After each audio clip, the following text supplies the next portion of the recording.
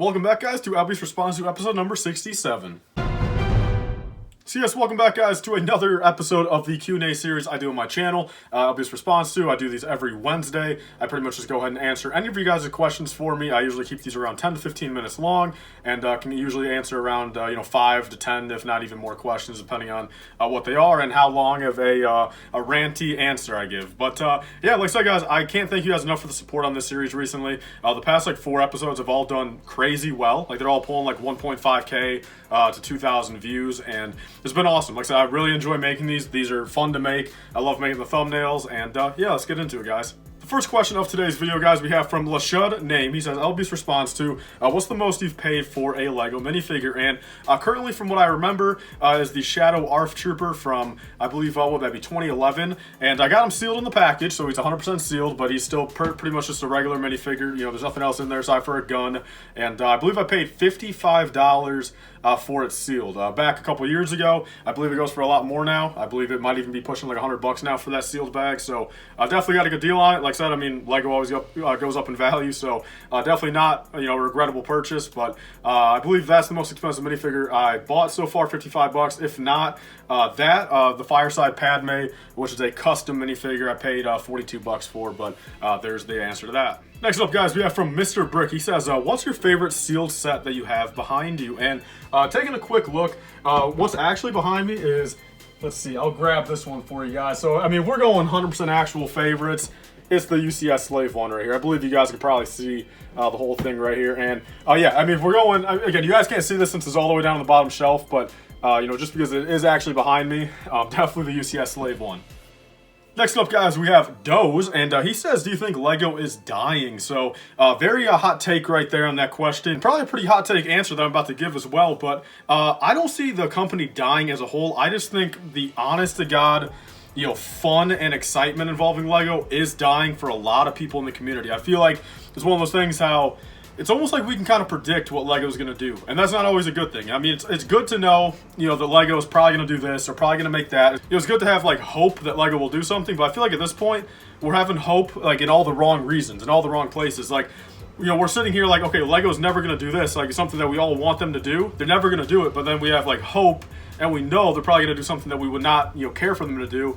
So I don't think as a company they're dying. I think they're still doing perfectly fine, but I think they might be getting a little too comfortable. At the end of the day, I really do think, they found some specific niches, with the kids and some of those other marketing schemes, and the 18+ sets. They have a good variety of stuff out now. I feel like they're getting really comfortable with knowing the bare minimum of what they have to do to make money and stuff. Although my only thing to that is, again, Lego damn well knows if they listen to us, and not even so much us, I would assume somebody in that company, over in Denmark or someone somewhere in the company, again, higher up, lower down, anywhere in that company, would be able to tell them and make an idea saying look, dude, if we made Clone Wars sets, if we made Mandalorian Season 2 sets, why not just do that? They would make so much more money. It's not even so much what we want. It just makes sense. You know what I mean? We're not asking for, again, at this point, I guess we could say, okay, maybe a Clone Wars Season 1 set, is not in the writer's room and in the ideas room. You get what I'm saying? But a Mandalorian Season 2 set, right when Mandalorian Season 2 was out on Disney Plus and the most current Star Wars thing, why do we only have one set from that? I don't understand why they didn't make 2 or 3. I mean, I know they're making, one in the summer, but again, I just feel like they could just capitalize on stuff so much more, and none of us would be mad about it. I would not be mad if Lego came out with 12 Mandalorian Season 2 sets. It would be a lot of money, of course. You'll probably no one would be able to buy them all on the first day, but I mean, at that point, it kind of adds a little fun to it. You know what I mean? Pick up 1 or 2 of your favorites on the first day, and then it's something that you can gradually collect over a few months and eventually get the whole set of. You know what I mean? I feel like it's just Lego doesn't really do that, and I just don't know why. It's not so much just asking them to, again, just give the fans all what they want, but I just feel like they're definitely just losing some sense as a company is what they're doing and their motives, I feel. But but my quick answer to that is I feel like they're just getting really comfortable, but I don't feel like they're really dying as a brand as a whole. Next question, guys, we have Lego Collector _KM. He says, most wanted car for Lego to make in a Technic form. So at this current point, I gotta say the S550 Mustang. At the end of the day, they would probably make a GT500 version of it, or a GT350 at least. at the end of the day, it's still an S550 Mustang. You know, it's going to have a Cobra badge on there instead of a 5.0 badge, you know, instead of a pony. But still, at the end of the day, it's an S550. You know, you could do a little bit of, you know, rebadging if you want. You could down badge on it if I want to make it just like my EcoBoost. But yeah, probably at this current point, of course, a Mustang, and preferably, of course, in my colorway. That'd be sick. But I guess moving on to another kind of car-related question we have from Tyler_O. He says, if you couldn't have your Mustang, what car would you want to have? So I guess at this point, I mean, the easy answer that I could give, like, if I could not have my exact Mustang right now, and like say I couldn't even have an EcoBoost, like, of course I would just like work my way up and just get a GT, or probably at this point GT 500. Like, you know, like, it's just kind of tough. Like, obviously I can sit here and say, like, you know, any other car, there's a big, you know, there's a lot of variety of cars, but like obviously some cost hundreds of thousands, millions of dollars, but something in my general price range of like, you know, $30,000 to $40,000, like somewhere around there. I mean, I guess at that point, obviously a GT, but like I said, I've kind of stated before why I got the EcoBoost. I'm not, you know, mad I got the EcoBoost for what it's worth. Like I said, I mean, it's a hell of a car. Like I said, great on gas mileage for all the trips I'm doing. When I first bought it, you know, I was not making all that much money, but like compared to like now, like, you know, I could easily afford a GT. Like I said, it's just, I wanted to comfortably, you know, scale up and make sure, you know, I'm not paying, you know, $800 a month for a GT and insurance included. And I just wanted to kind of settle down, get an EcoBoost. Like I said, at this point, it's gonna be fun to work my way up. Like I said, EcoBoost now, GT in a year or two, GT 500 eventually, and yeah, go from there. But probably at this point in the same price range, obviously Mustang GT. Next up, guys, we have from Stud City. He says, LBS responds to, will you ever build a Lego city? And this is actually something I've wanted to build for a while. Like, honestly, I think I've even stated before, like, I like being creative, you know what I mean? Like, I like, you know, making different layouts and stuff. Even back when I was a kid and stuff, like, I would make, like, custom zoos and stuff out of, like, my bigger building block things and, like, my toy animal thing. Like, I've always been, like, a creative person. I love just designing things like that. And a city definitely gives you a lot of, you know, free realm to kind of do whatever you want. Because, I mean, you can base it off of any era, you know, any town, like, anything. Any city in the world, any country in the world. I definitely gotta say, eventually, when I move into my own place, like I really do want to do a lot more things involve Lego. Like I said, I mean, my whole entire house is pretty much be centered around it. When I move, of course, like I plan on obviously getting like a $300,000 house, like a, you know, 4,000, 5,000 square foot house, you know, basement, regular, you know, first floor, second floor, and definitely once I move, a city will probably happen. Nothing too crazy big, but definitely one that I can have some fun with and to take some good pictures with, and definitely make my own. But yeah, there's that. We have Nathan Makes Mocks right here. So he says, how much did you buy the Coruscant police gunship for? So actually, both of them back in the day, I bought one for, I believe, 40 bucks, a little bit on sale at Toys R Us. And then the other one I got as a gift. So yeah, I paid just regular retail, you know, under retail, got them for free kind of. But either way, I got them both back in 2014 when they were first released.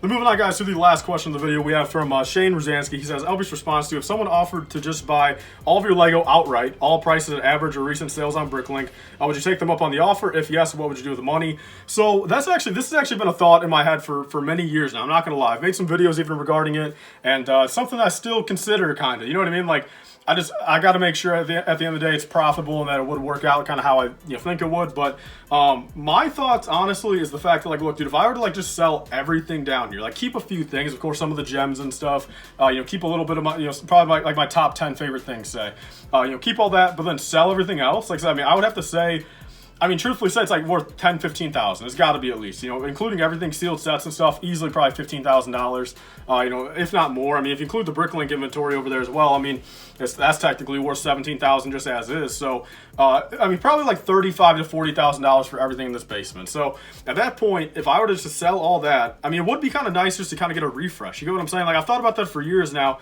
since my collection is so just unorganized. You know, a lot of it's dirty, dusty. You know, there are a few things in here that I wouldn't really care to lose. You get what I'm saying? Like, you know, just a few things. For an example, I guess, like, actually, there's nothing even really around here. I guess over there is all the stuff I actually really like. But like a lot of stuff that's, you know, broken down now, you know, I don't really care if I have it or not kind of thing.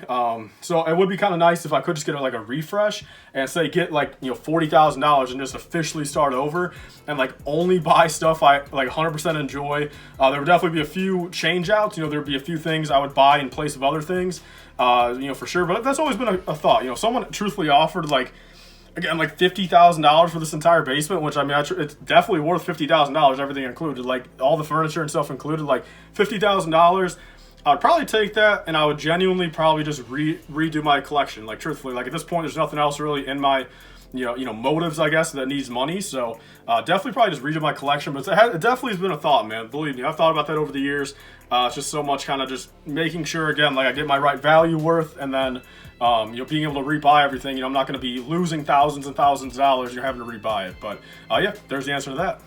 So thank you guys all for watching this week's Q&A series. Again, I love doing these, so if I did not answer your question in today's video, be sure to leave it again down below, and I'll definitely probably get to it next week. Again, I try to get as many as I can get, answered every video. But if I do miss a few, again, I'm not like purposely doing it to you, believe me. It's just the fact I can't make these super long, and I like to kind of give solid answers to each one as well. And like I said, there's quite a few questions lately, so I appreciate it. It does not go unnoticed. I will eventually get to your question. Just ask it here and there. And if it's something I usually see multiple times in in a few weeks in a row, I'll definitely try to answer it to my best of ability. But yeah, thank you guys all for watching, and I'll see you guys on tomorrow's video. Stay safe, guys.